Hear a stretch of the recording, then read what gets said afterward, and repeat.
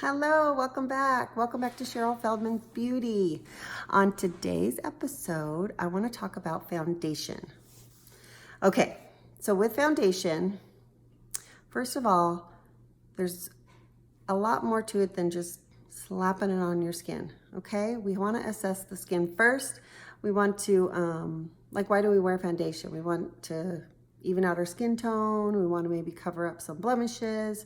So we want to make sure that we start with a good palette. That all starts with your skincare for sure. Ever since I've been using Senagen skincare, my skin has been so much better. But you want to figure out if you're oily, if you're normal to dry, normal, if you're dry. My skin is like normal to dry. It's a little bit drier because I'm a little bit older. Plus I live in the desert. So I use our Silk Primer. It's a pore and wrinkle minimizer. I love it. But if you're a little bit oily, you probably don't want to use this. You probably want to use a powder. And you probably want to press the powder on your skin before you put your foundation on. Maybe use one of your little sponges or your beauty blenders. I like our translucent powder. I tap it onto my little palette. Comes like this with a little brush on the end, but I do not really like this applicator, but I do like the powder. So even if you're a combo skin and you're a little bit drier up here, you can use our Silk on your skin and then maybe press the powder in around your oily areas before you put on the foundation. And depending on the coverage that you want, we have our tinted moisturizer, which is sheer coverage. I usually wear that during the day when I'm out playing tennis. All of our foundations have an equivalent of 15 SPF. It's a mechanical shield, so it's got it's equal to an SPF 15. So we have the tinted moisturizer, we have our regular foundation, and our anti-aging foundation. The regular is going to give you the most coverage. The anti-aging has more moisturizers in it, so it's going to give you a slightly less coverage than the regular. I have on the anti-aging because my skin is drier. But what I do after I prime, then I like to do some color correcting. So my cheeks are kind of red here from a lot of tennis and sun damage. So I use the green concealer, tiny bit, tap it on, blend it in, and then I put my foundation over it, and it definitely evens out that redness in my skin. If you have dark circles under your eyes, they're normally like a purplish, bluish color, so they're cool. So you definitely want to counteract that with a warm color. For mature skin, this is our Candlelight, which is a warm-based eyeshadow. Works amazing as a concealer. But if your skin is a little bit drier like mine, a little bit more mature, this can get a little cakey. So either you use this and you add just a tiny bit of the tinted moisturizer to help it not be so cakey, or you use our concealers, which are great too. But for the purple bluish color, you want to use the warm. So either like the cherry, if you have dark skin, then definitely the cherry would work for that. Or the terracotta is also a warm base too for our darker skinned women, okay? Then after you do some color correcting, if you need more moisture, then I would put on the tinted moisturizer before the foundation, or just go with the straight foundation. But you can mix the two too. So then I put my foundation on.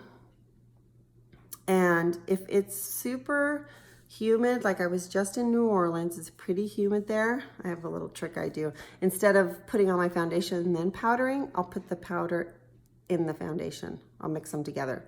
So I'll take the powder, mix it with my foundation a little bit to give it just a little bit more of a matte look, if you like that. And that works really good too. Here's another trick you can do. You can take the top of your foundation and just squirt a little bit on there and then put a little powder there and just mix it on here if you don't have a palette. I use this little palette, works great. Just use whatever's handy. Paper plate even work. Okay, so now if you're super dry, the other thing you can do is add a little bit of our Nangai oil. This is incredible.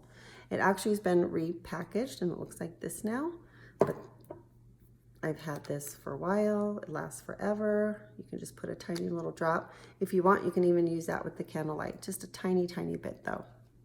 All right, so that works good. I use this brush for my foundation. And then if you want to highlight a little bit, you can either use, well, you can use a highlighter, but I like to use the same foundation that I put on my face and then just lighten it up, or add, or just use a foundation that's a couple shades lighter. But I'll use our white concealer. And this, you only need a tiny bit. Like, this is the foundation that I used on my face. It's already on my palette. I'll just take a little bit. Like, you don't even need a lot at all. It goes such a long way. Like one little drip. Then I'll just mix it together, and then I'll use it as a highlighter. I'll show you.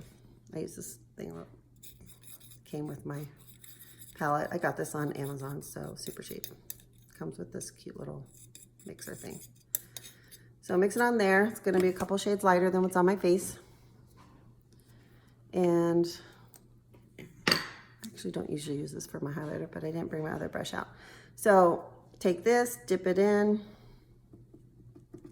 and you just highlight the spot, you know, maybe under your eyes. And if you concealed your eyes already, and then you can put the highlight over it. See how it just brightens it up a little bit?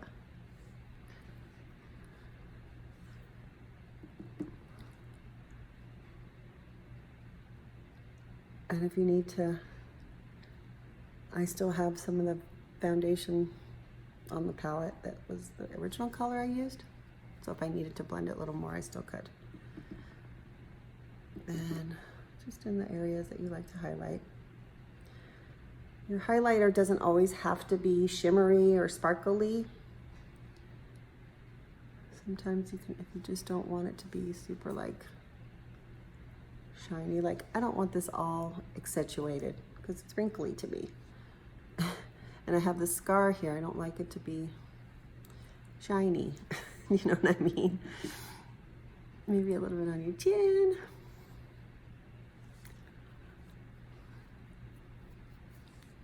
On your nose, down the center of your nose.